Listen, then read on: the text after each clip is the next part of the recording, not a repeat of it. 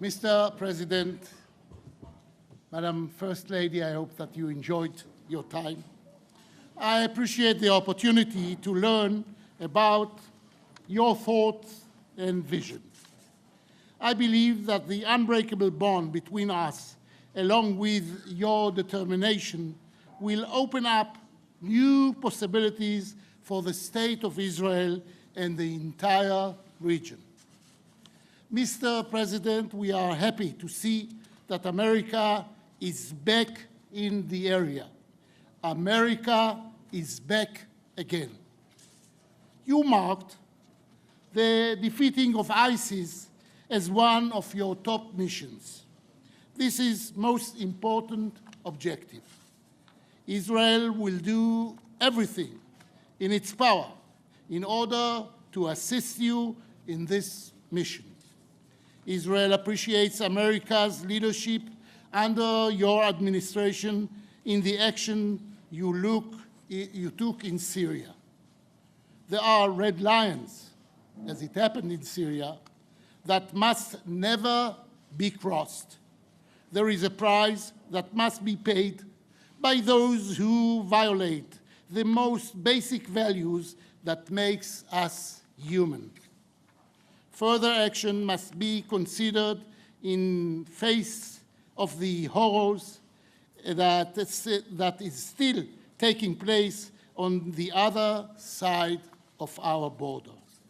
Mr. President, the Jewish people returned to the historic homeland after 2,000 years of exile. We created a miracle, a technological miracle, an economical miracle, a human miracle.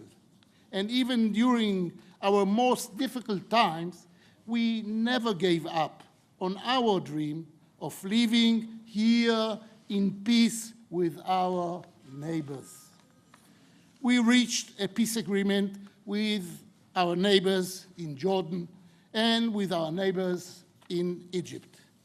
But we have not yet achieved our mission of living in peace with our neighbors, the Palestinians, and with the rest of the Arab world.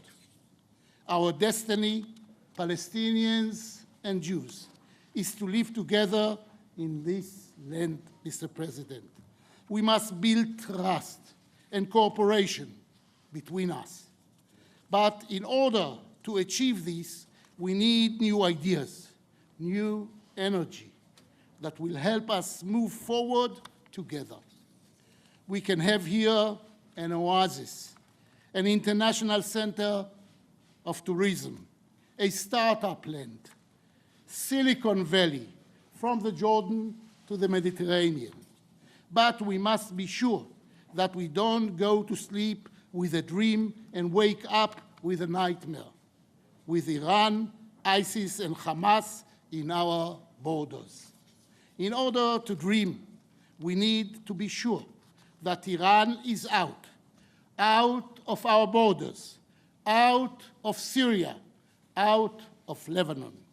I welcome you, and I welcome your willingness to help us move forward.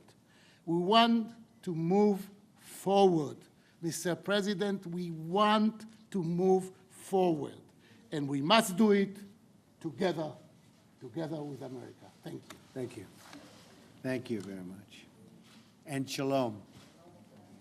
I'm honored to be in the great state of Israel, the homeland of the Jewish people. I am awed by the beauty and majesty of this sacred and very holy land. President Rivlin, Mrs. Rivlin, thank you so much. Thank you. Thank you for opening your wonderful home and welcoming Melania and myself to your amazing country. And that's what it is. It is an amazing country. What you've done is perhaps has virtually never been done before. On my first trip overseas, I've come to this ancient land to reaffirm the enduring friendship between the United States and the State of Israel. And it will always be enduring. and that's number one to me. We are not only longtime friends, we are great allies and partners. We stand together always. This moment in history calls for us to strengthen our cooperation as both Israel and America face common threats from ISIS and other terrorist groups to countries like Iran that sponsor terrorism and fund and foment terrible violence, not only here, but all over the world. Together we can work to end the scourge of violence that has taken so many lives here in Israel and around the world. Most importantly, the United States and Israel can declare with one voice that Iran must never be allowed to possess a nuclear weapon, never, ever, and must cease its deadly funding, training, and equipping of terrorists and militias. And it must cease immediately. On those issues, there is a strong consensus among the nations of the world, including many in the Muslim world. I was deeply encouraged by my conversations with Muslim world leaders in Saudi Arabia, including King Salman, who I spoke to at great length. King Salman feels very strongly, and I can tell you would love to see peace between Israel and the Palestinians. Many expressed their resolve to help end terrorism and the spread of radicalization. Many Muslim nations have already taken steps to begin following through on this commitment. There is a growing realization among your Arab neighbors that they have common cause with you in the threat posed by Iran, and it is indeed a threat. There's no question about that. I thank both you and Prime Minister Netanyahu for your commitment to achieving peace between the Israelis and the Palestinians.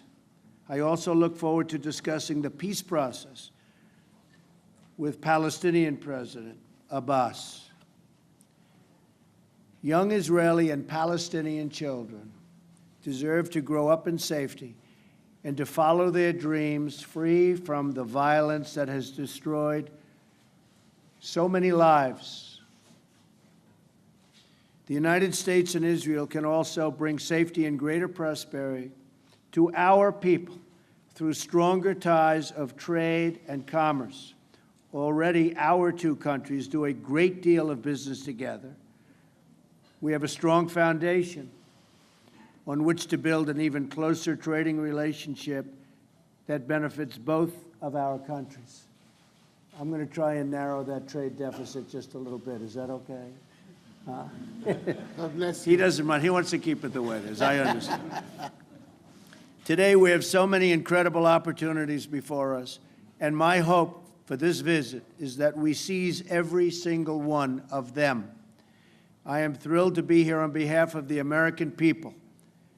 I know Israel and America share the same goals, and I have great confidence that we can achieve tremendous success together. We can achieve all of our goals together. President Rivlin, I look forward to working with you and to seeing more of the sacred land and getting to spend time with the remarkable people of Israel. Thank you very much. Thank you.